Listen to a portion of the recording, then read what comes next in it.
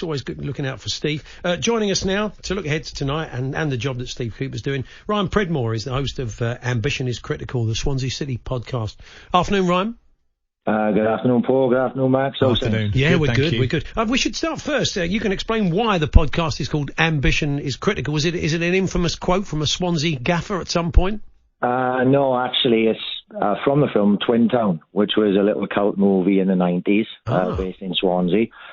And outside the train station in Swansea is written Ambition is Critical. Oh, I see. And basically, when I started the podcast back 3.5 years ago, it was sort of current with what was happening with Swansea at the time. And I felt that we needed a bit more ambition, and it just sort of played into that way. And it's just sort of become what we're about, really. The whole concept of the podcast is that, like, you know. Do you feel you've got more ambition? It looks like it. Well, yeah, you know, the managers brought so much to the team. You know, we had we had a rough couple of years before we got relegated from the Premier League.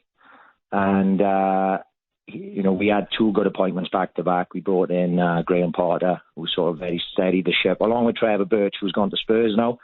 You know, he was our chairman after Hugh Jenkins left. Did a very good job of sort of settling the ship financially. And now, you know, bringing in Cooper, who nobody knew about at the time, obviously, when he came in. But he's done a fantastic job. And to see the difference, players playing with a smile on their face now, and the difference in the standard of the level of football that we're playing now compared to 2 years ago. You know, we are as much as you're pessimistic about it as a fan, all football fans are the same. You know, we are actually quite a good side now, you know. Yeah, I mean, he has been able to call on some of those under-17s he worked with to win the World Cup, and some have come in on loan, done very well. One or two have even signed, and it's been the sort of necessity, really, Ryan, isn't it? When he first got in there, he lost Ollie McBurn, he lost a number of players, Dan James, he lost Joe Rodon at Spurs recently, so he's had to deal with that and keep the talent coming in, keep you on an even keel, and that can't be easy. No, he's done an incredible job, you know, not just from the England under 17s, which obviously has been a big part, but our under-23s just keep seeming to step up all the time. You know, Joe Rodon stepped up last year, got sold near enough immediately, you know what I mean, over the last 2 years, and then got sold. We've had other boys that, you know, like Ben Cabango now, he's still very, very young, stepped in, and he's just doing a fantastic job. So, you know, you mix the academy, obviously has the ability to work with young players, and what he's brought in then with Mark A, who from Chelsea was just an absolute phenomenon at the back for us. And now bringing in Conor Hourihane, he has connections at these, obviously around the country, and pretty much everyone he's brought in has just been great for us. So, you know, long may it continue. I'm scared to talk about him in too much of a positive light on national radio, because I don't want anyone snatching him from us. Well, that's the other thing, isn't it? I mean, if you do a good job on a shoestring budget, other teams will start looking at you. Maybe, you know, Premier League sides will start looking at you because you're a very cost-effective manager. You can get results with not a great deal of money. It's the holy grail for a chairman, isn't it? Yeah, well, it's the nature of the game, isn't it? You know, you look at a club in the size of Swansea City, and we've been punching above our weight for a number of years now, all our Premier League years especially.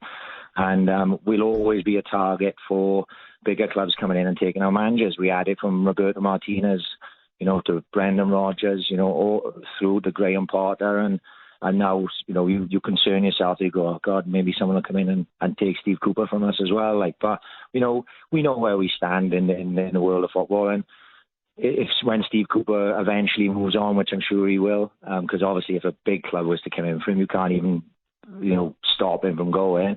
We have to move on, and we just have to believe that we're going about things the right way with our appointments.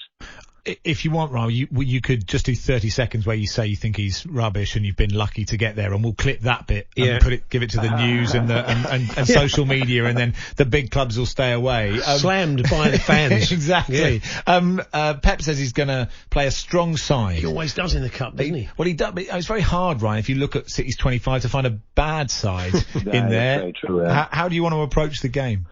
Well, I know a few seasons ago when we were in the Premier League, Carlos Carvajal, we had a good run with Carlos Carvajal, and we played Spurs in the January in the FA Cup, and we were on a good run, and he decided to leave out a large part of the first team, and we got murdered by by Spurs at the Liberty, and it seemed to knock our momentum and really set us back through the second half of the season.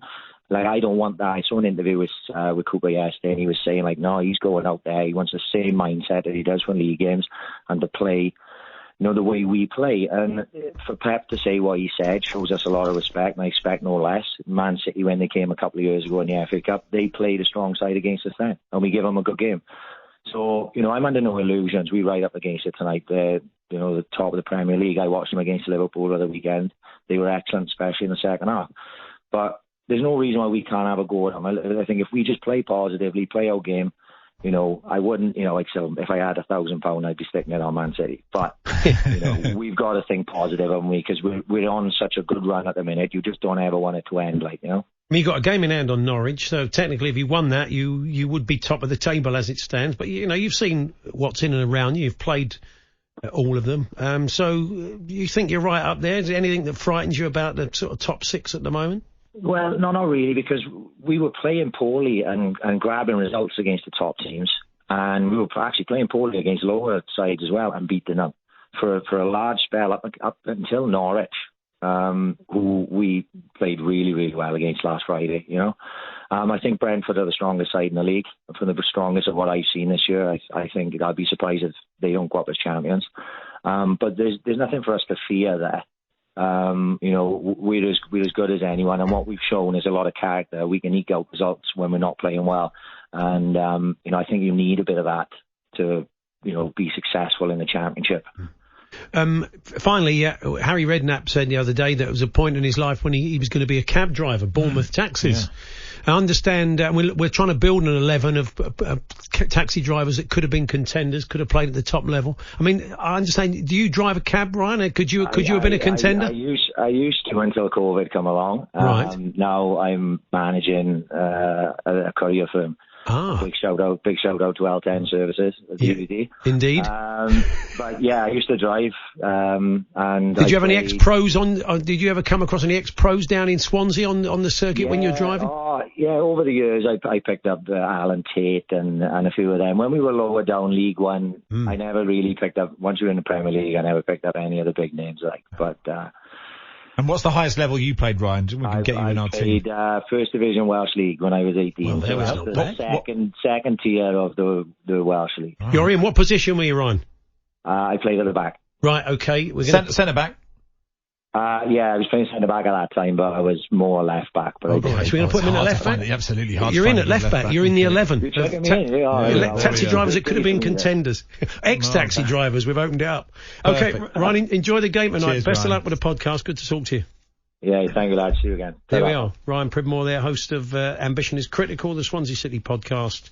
And, of course, we bring you that game tonight. It's live on talkSPORT 2. Jim Proudfoot and David Connolly, commentary team. Russ Williams, your presenter, from 5:30 tonight. We've also got